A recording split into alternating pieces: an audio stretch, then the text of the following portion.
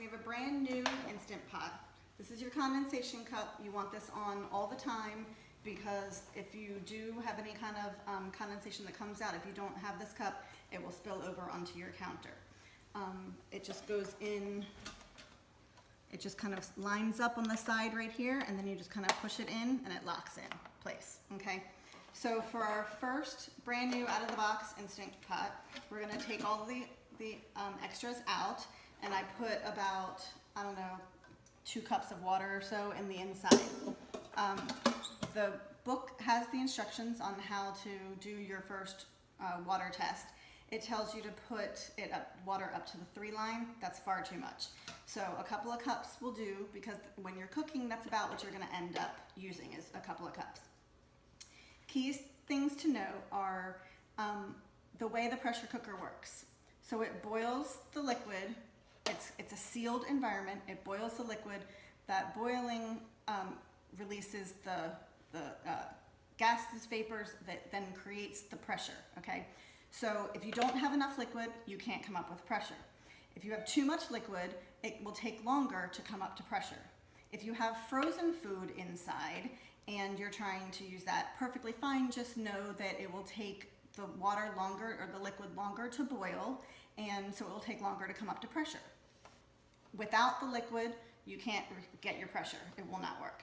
Okay, so this is a newer version of the Instant Pot where the cord is removable. So one thing that you always want to make sure that you do is every time you go to use it, check your cord, because oftentimes people can't get power going and they think that their pressure cooker is broken, but it's just that this back cord has come loose from the back part. So you always want to look at your plug to make sure that it's connected well and that it's tightly connected there. So then we'll go ahead and plug this in. You'll hear the beep that it has power. See that? So we're gonna go ahead and do the water test. So to put the lid on, there's an arrow here that says close and open, and then you've got arrows here that have unlock and lock. So you line the arrows up, this arrow in the middle. It beeps at you when it's on correctly, and then you turn it to lock, okay?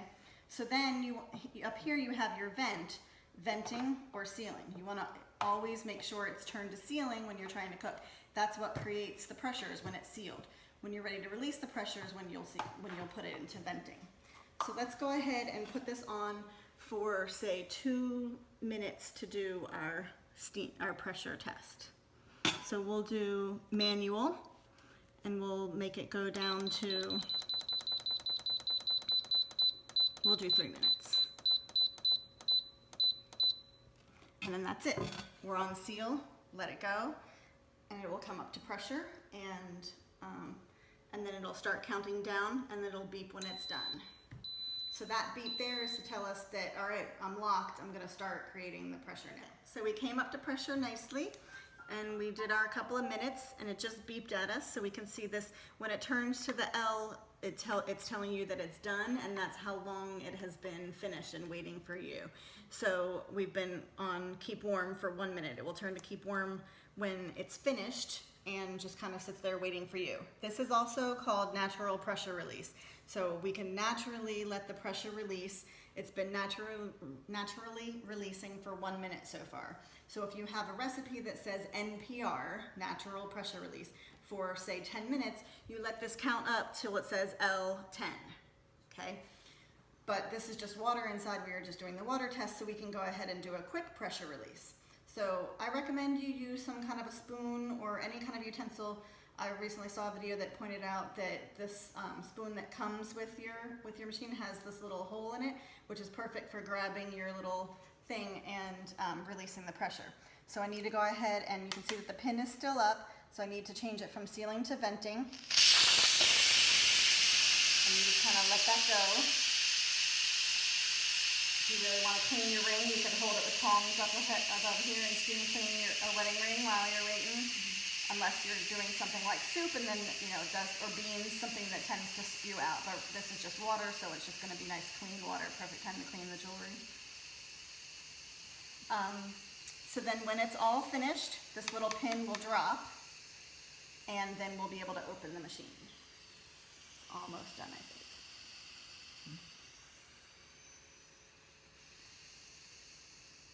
Make sure it's open all the way. Yep, there goes the pin.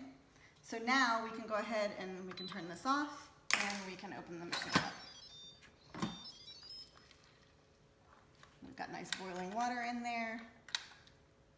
The Duo machines have these little fins that hold your lid up so that you don't have to have the extra counter space to keep it out of your way. So that's the initial pressure test. We proved that this machine works fine. It held the pressure just great.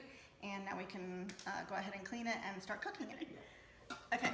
All right, so we finished the water test and we've let it cool just so I can touch the pot. So we're gonna go ahead and show you washing the pot. So obviously, you know, you just wash this like you would any stainless steel appliance or stainless steel pot. So this is your top. This is how to take the top apart. This is your seal. This is what your silicone seal. This is what creates the pressure. So you just want to you just see that there's a little like ridge here that it's on. So you just kind of tug on this a little bit and it'll come off. Many people will buy a second seal because as you use this more and more, it will, you know, tend to discolor. It will pick up smells. This one's brand new, so, you know, has no smell, but it will start to discolor a little bit. It will start to pick up smells if you cook with really strong flavors. And so some people will buy a second one of these, one for sweet and one for savory, and just keep them in like a plastic bag with a label on them. Or I know some websites sell different colored ones, so you know, like this color is for sweet, this color is for savory. And that way you won't have your cheesecake tasting like last night's asparagus. So you just kind of pull this off and you'll wash this. This can run through the dishwasher if you want. Your liner can run through the dishwasher if you want.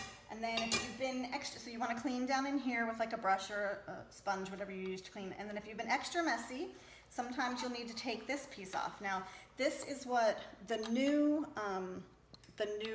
steamer covers look like. Let me grab my old one. Your tops could look like either of these. Now you can see this is my savory lid. You can see how discolored that, when it's not brand new, how discolored the silicone gets.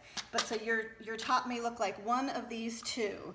Just because you got this one and you've seen videos that show this one doesn't mean that you're missing your cover.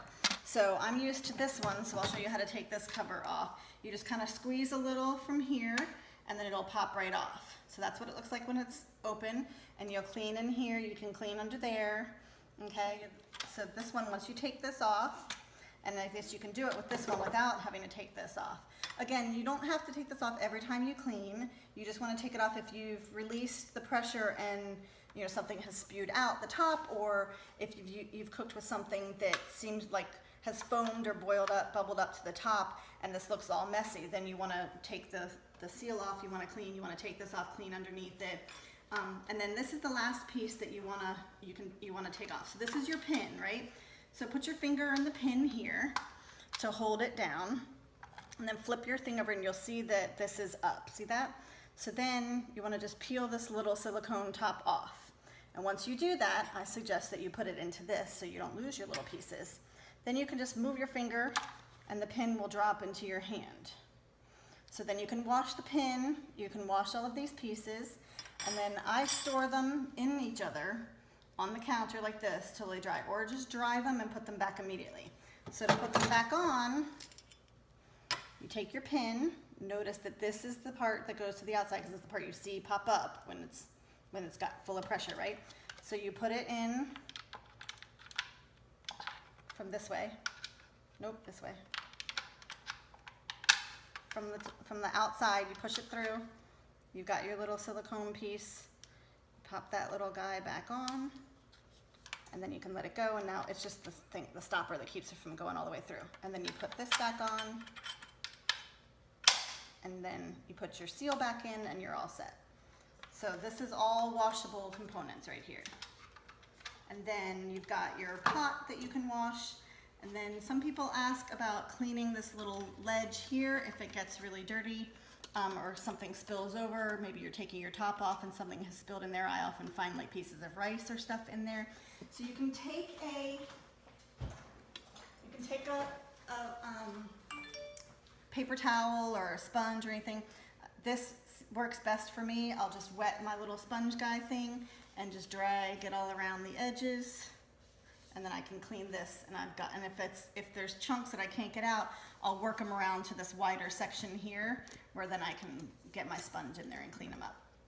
And so that's how to clean your pot.